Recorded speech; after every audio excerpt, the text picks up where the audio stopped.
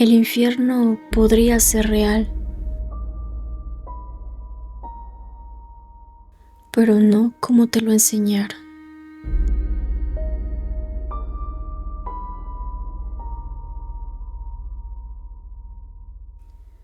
Fuego eterno, demonios torturando, castigos personalizados. Pero esa imagen no viene directamente de la Biblia, viene en gran parte de la Divina Comedia de Dante Alighieri.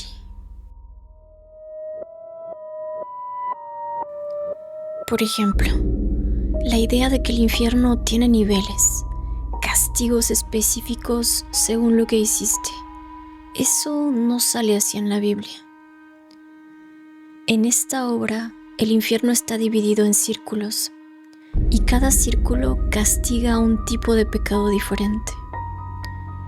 Los lujuriosos son arrastrados por tormentas, los glotones atascados en el lodo, los traidores congelados en el hielo. Todo está perfectamente organizado. Es casi como un sistema de justicia. Pero esto simplemente es literatura, una representación artística, no una descripción bíblica exacta. La idea de castigos personalizados, más que venir de la Biblia, viene de la imaginación de un poeta. Y fue tan poderosa esa imagen que hoy millones de personas creen que así es el infierno, sin saber de dónde salió realmente. Cuando lees la palabra infierno en la Biblia, todo parece simple.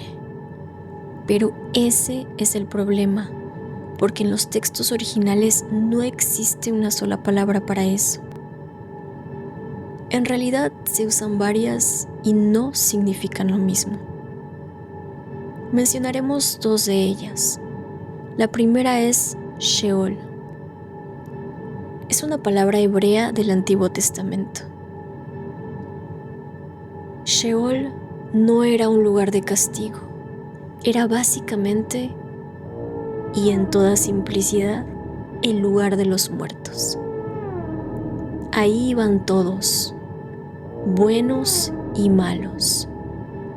Esta palabra se menciona en Salmos 89:48, donde básicamente nos explica que nadie escapa del Sheol. También la vemos en Eclesiastés 9:10, donde el mensaje claro es que no hay actividad en el Sheol. Cabe destacar que el Sheol no es un lugar de tortura. Es más parecido a una tumba o a un estado de muerte. La segunda palabra es Gehenna. Y aquí es donde todo cambia. Esta palabra sí está asociada con un castigo. Gehenna viene del valle del Hinnom, cerca de Jerusalén. En este lugar, según la historia, se hacían sacrificios muy antiguos y más tarde se convirtió en un sitio asociado a destrucción y fuego.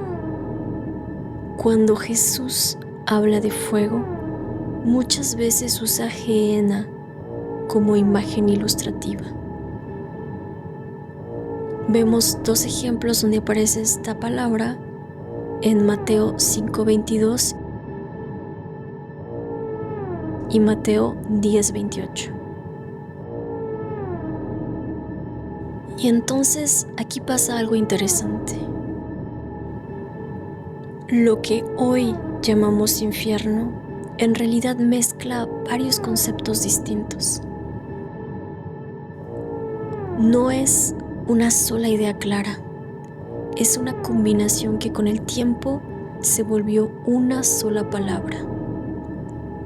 Entonces la pregunta es, cuando alguien dice infierno, ¿de cuál de todos está hablando realmente?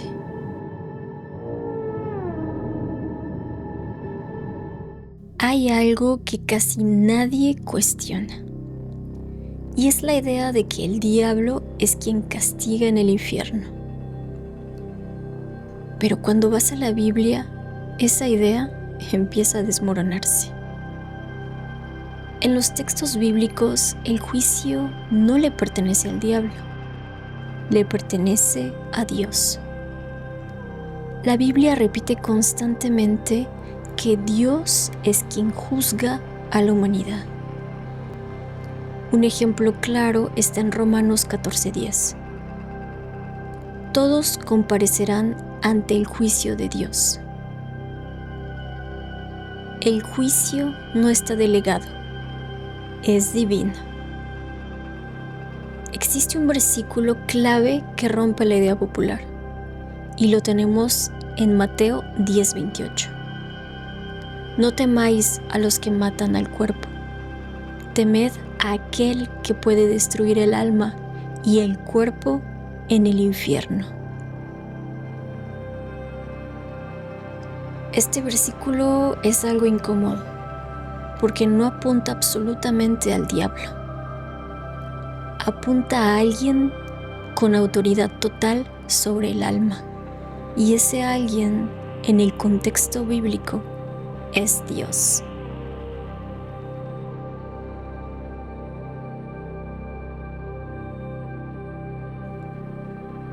El diablo no aparece como el que castiga, sino como uno de los que será castigado. Aquí tenemos un versículo clave en Mateo 25:41. El fuego eterno, preparado para el diablo y sus ángeles. El infierno o el castigo final no es un reino donde el diablo gobierna, es un destino preparado también para él. El diablo no es el jefe, es un condenado más.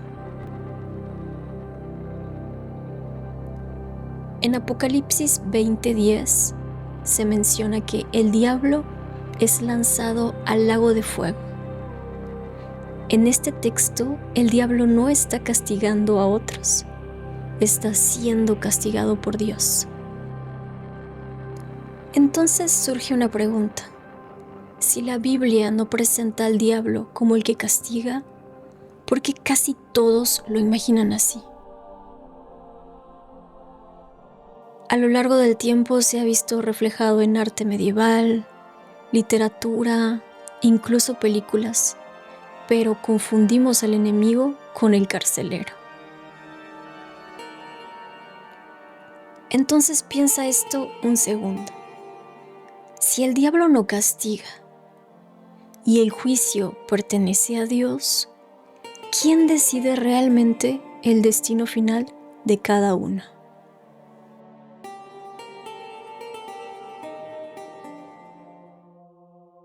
Hasta ahora ya vimos algo incómodo. La Biblia no usa una sola palabra para infierno. Y el diablo no es quien castiga. Ahora tomemos otro enfoque. Realmente, ¿qué es el infierno? Y aquí es donde todo se complica, porque no hay una sola respuesta.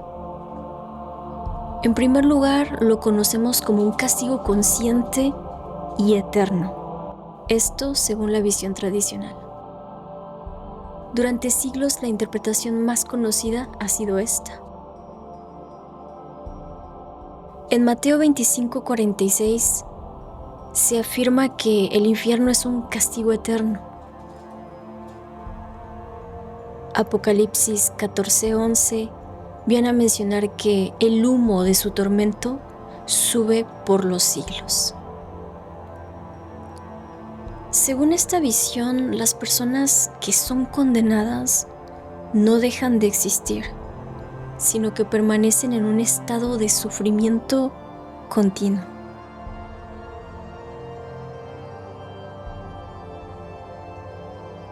Entonces el infierno no es un castigo temporal, es un estado que no termina jamás.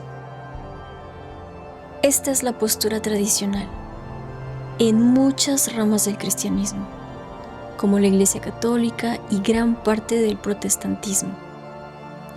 Ahora tenemos una interpretación más filosófica. El infierno es la separación de Dios, pero no todos lo entienden así. Hay otra interpretación que cambia completamente la imagen. El infierno no sería un lugar físico como fuego, sino una separación total de Dios. En Tesalonicenses 1:9 se menciona que excluidos de la presencia del Señor están aquellos que van al infierno.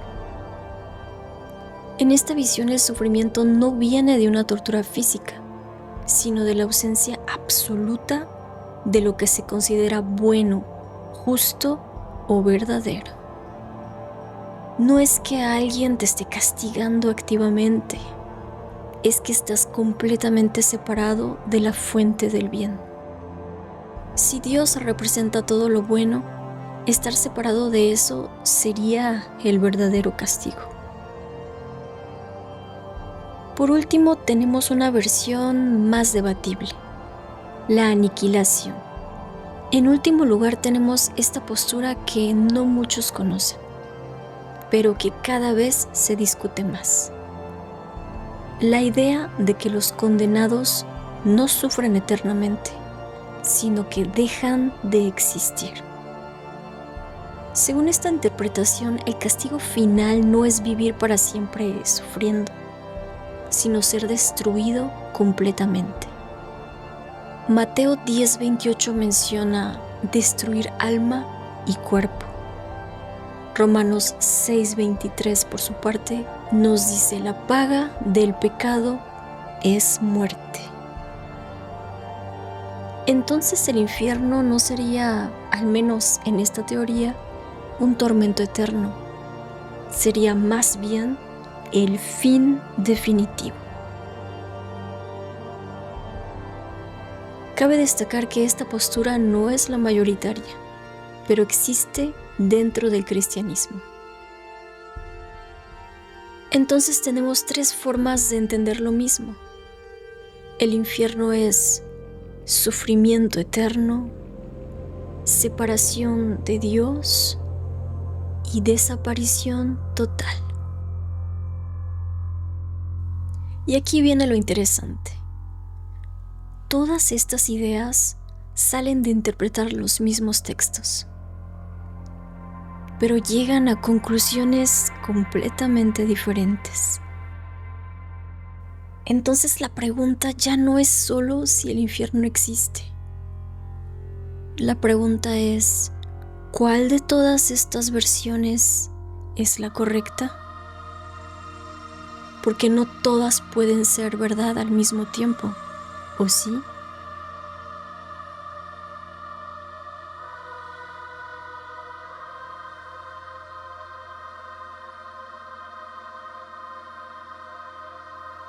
Cuando la gente piensa en el infierno, casi siempre imagina lo mismo: fuego. Pero hay un problema.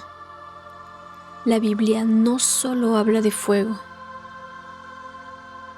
Sí, el fuego aparece muchas veces, como por ejemplo en Mateo 13:50, donde se menciona que el infierno es como un horno de fuego, o en Mateo 25:41, donde el infierno es fuego eterno.